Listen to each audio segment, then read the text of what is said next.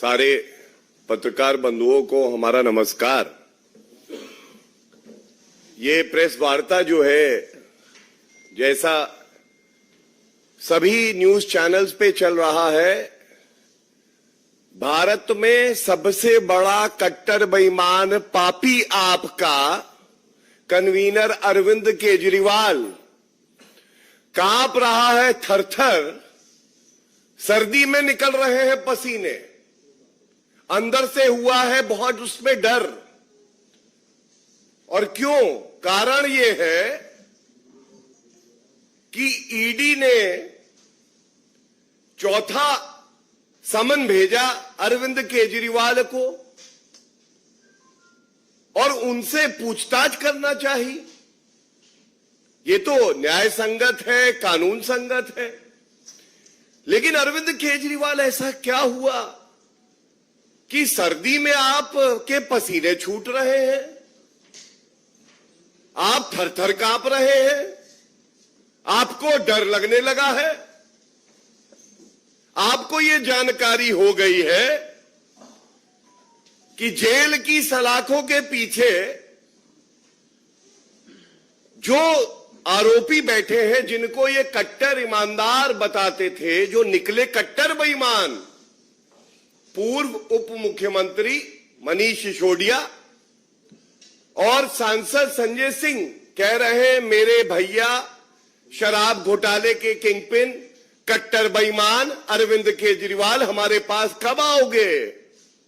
हम व्याकुल हैं, हम चाहते हैं कि जेल की सलाखों के पीछे आप आइए और एक नया घोटाला करें।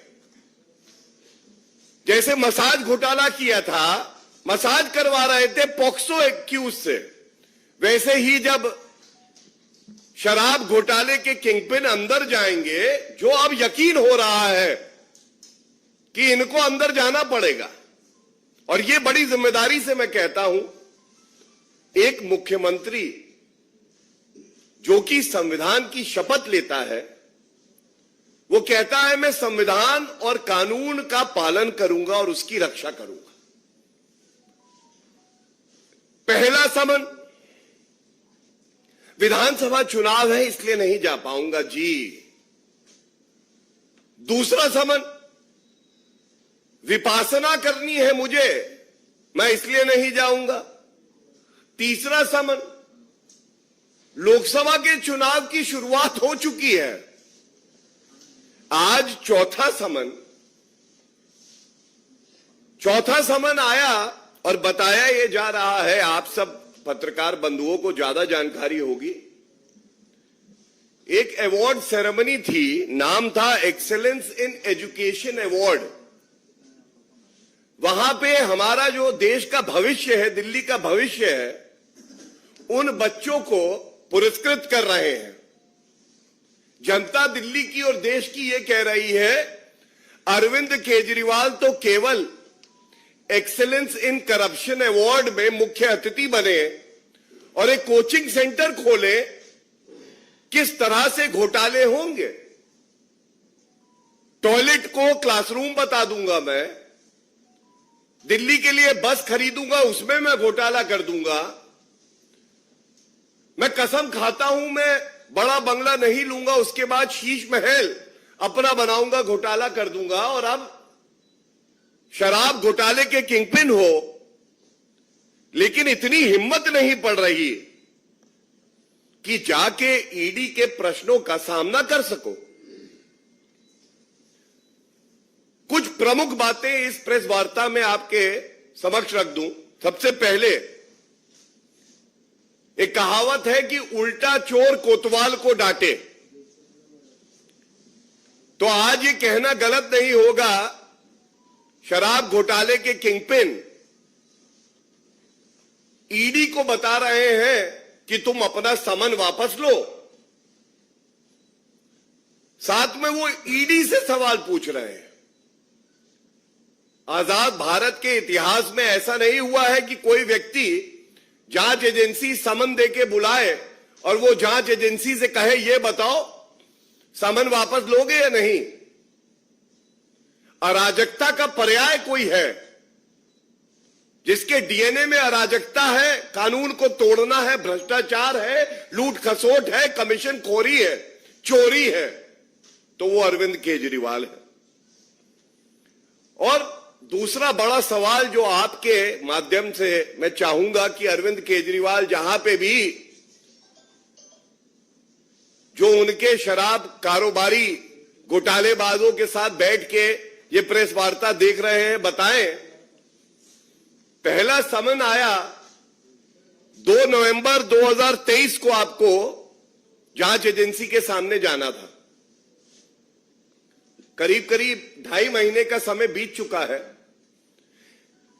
ये जो लंबे लंबे पत्र आप जांच एजेंसी को लिखते हैं, उसकी बजाय आप कोर्ट क्यों नहीं जाते? आप क्यों नहीं कोर्ट जाके सारे साक्ष्य दलील अपनी रख दें? और मैं पुनः कहूंगा, दूध का दूध और शराब की शराब हो जाने दीजिए।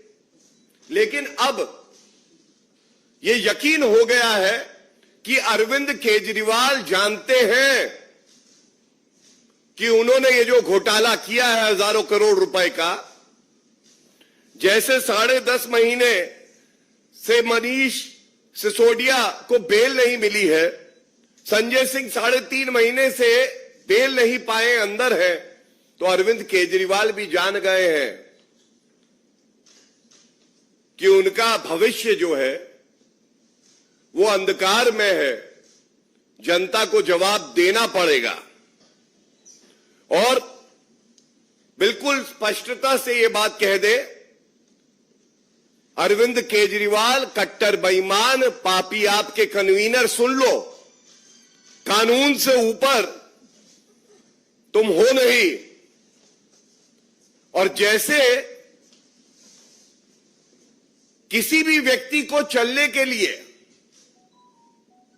जमीन पर कदम रखने ही पड़ते हैं, इसी तरह से ये बात जान लो,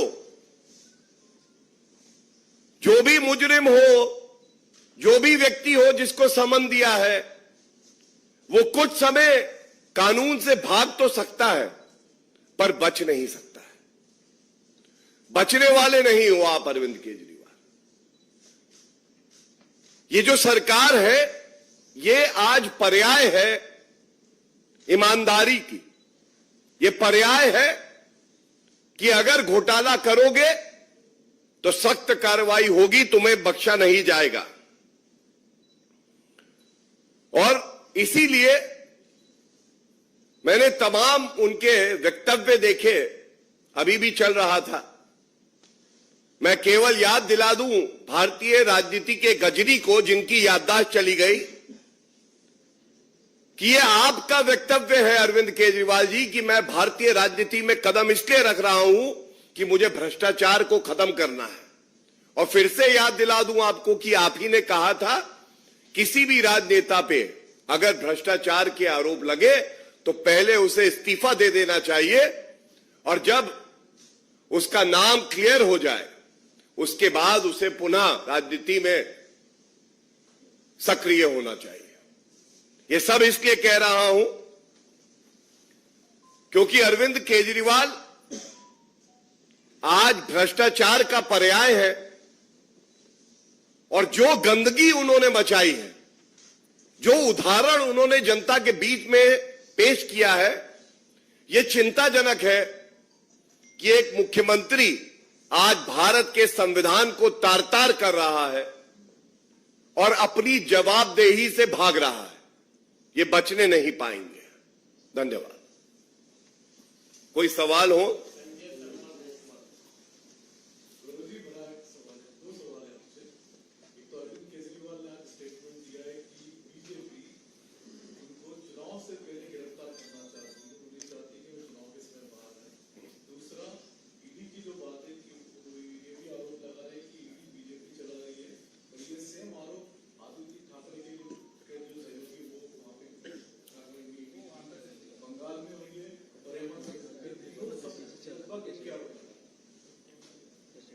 देखिए, प्रथम दृष्टया जो कट्टर बेईमान हो, जो लूट खसोट करता है,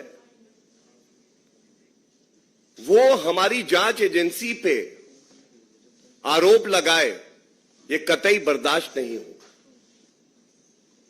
और ये कहना गलत नहीं होगा कि आज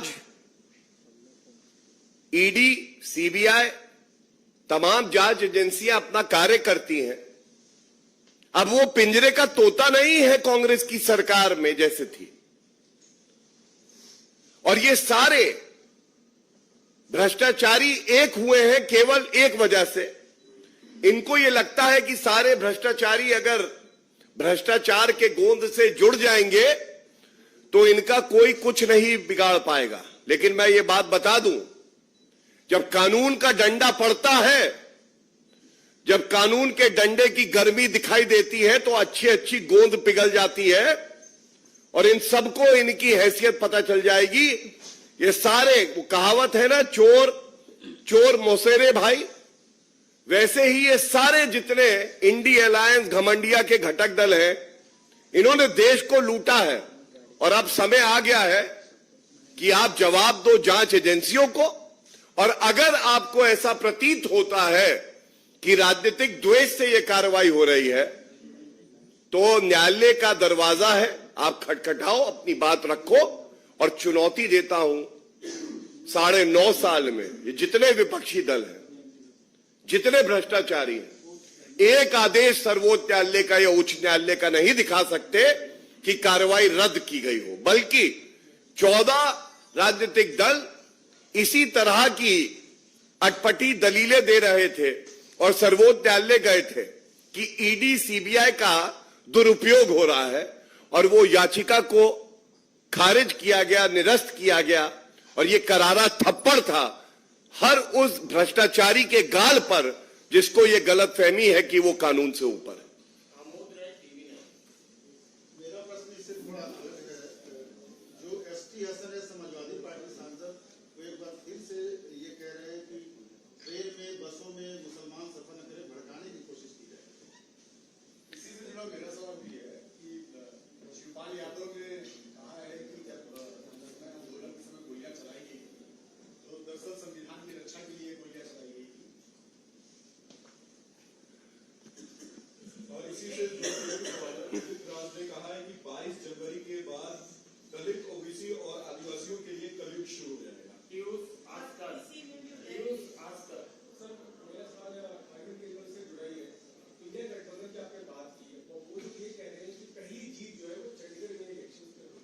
दूसरी बात ये कि कल ही अरविंद केजरीवाल ने कहा था कि 22 तारीख वाली जो प्राणप्रतिष्ठा का कार्यक्रम है उसके बाद हो जाएगी। देखिए, जब भ्रष्टाचार कर रहे थे तब इनको लगता था कि भ्रष्टाचार करूंगा और मेरी गर्दन जो है वो कानून का जो शिकंजा है, पंजा है, वो पकड़ नहीं पाएगा। अब तो इतना डरे हुए हैं कि बता रहे हैं कि ढोंगी अरविंद केजरीवाल सुंदरकांड का पाठ पढ़ रहे थे। कल की बात है। मैं केवल एक बात कहूंगा, हमारे आराध्य हैं, प्रभु राम से कुछ सीखें। राम राज्य क्या होता है ये जानने की आवश्यकता है। और ये इसलिए कह रहा हूं कि ये वो अरविंद केजरीवाल है, हमारा स्वास्तिक का चिन्ह है, पावन है, पवित्र है। इनकी पार्टी एक झाड़ू स्वास्तिक चिन्ह को दौड़ाते हुए दिखा रही थी। और ये वो अरविंद केजरीवाल है जिनके विधायक राजेंद्र गौतम जो मंत्री रहे हैं, उन्होंने हिंदू धर्म के खिलाफ क्या क्या बात नहीं कही। तो प्रभु राम हो, ईश्वर हो, वो हमेशा उसके साथ है जो सत्य की राह पे चलता है। जो पाखंडी होता है, ढोंगी होता है, भ्रष्टाचारी होता है, लूट खसोट करता है, कमीशन खोरी करता है, चोरी करता है, कट्टर बेईमान होता है, उसको केवल श्राप मिलता है। और श्राप मिलने के बाद उस व्यक्ति का क्या होता है ये हमने देखा है गुजरात में। और हमने देखा है कि अरविंद केजरीवाल की पार्टी का सूपड़ा साफ हो गया।